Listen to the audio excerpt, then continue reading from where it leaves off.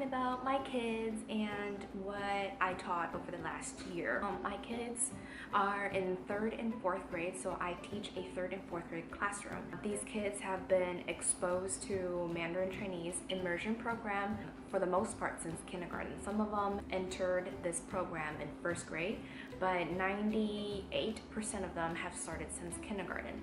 So this immersion program started 50-50 in kindergarten, and every year it's always been 50-50. I'm going to be talking a little bit about what their proficiency is like. A lot of my 3rd and 4th graders actually are even maybe similar in proficiency. Combined, for 4th and 3rd grade combined, I've got kids from novice low all the way to intermediate high or advanced low.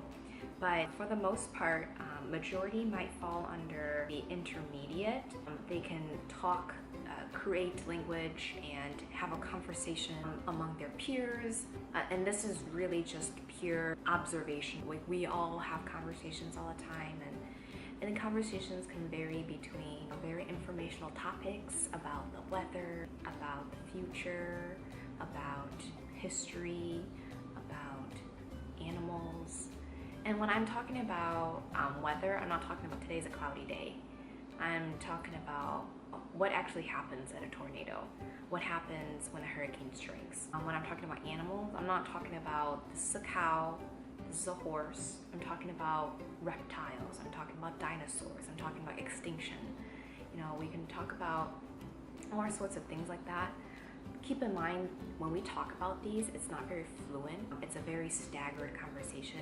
But for us to have even that kind of idea passed on to create some kind of dialogue, I think it's pretty cool. We also can talk about personal experiences.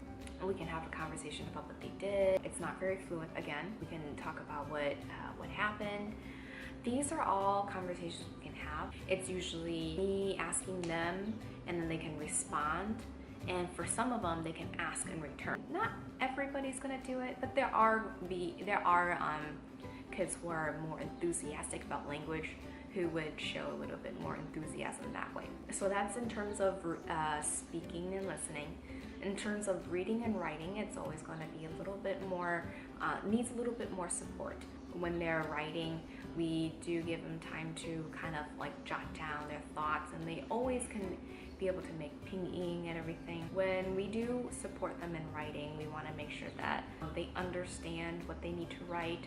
They know what kind of words to look for, what kind of grammar. Because when they speak, it's very broken grammar. When they speak, it's very code switching kind of grammar. They will use English grammar in the Chinese language. And it doesn't really make sense sometimes. And you know, it's a very explicit lesson to teach sometimes because they don't hear that very often.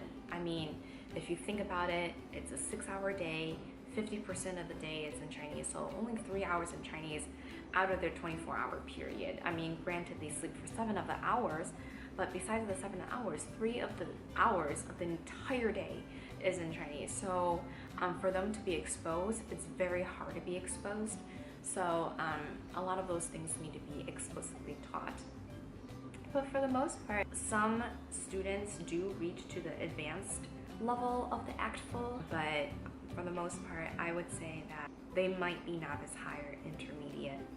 And according to ACTFL, intermediate can create language, ask and answer simple questions on familiar topics, and handle a simple situation or transaction. I would say for the most part, it's true for maybe 70% of the students.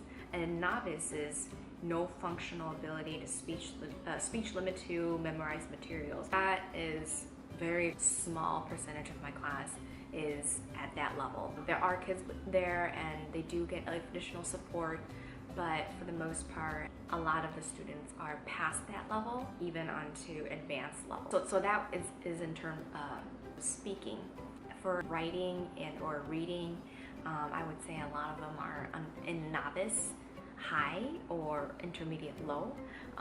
Writing and reading always tends to be on the lower end of the spectrum, just because listening is such a common thing in the classroom. And if you're a language teacher, it's a very, very common thing to see see the listening and speaking peak up, and then reading and writing is kind of more gradual. We do emphasize a lot of reading and writing, but it always comes, you know, in a slower pace, and it's not bad. But and the kids try, and they know they want to be better, so that's always a good thing. They are at the novice high or intermediate low for the most part. There are, you know, a few kids who are in the novice level in the lower spectrum, but those are my kids.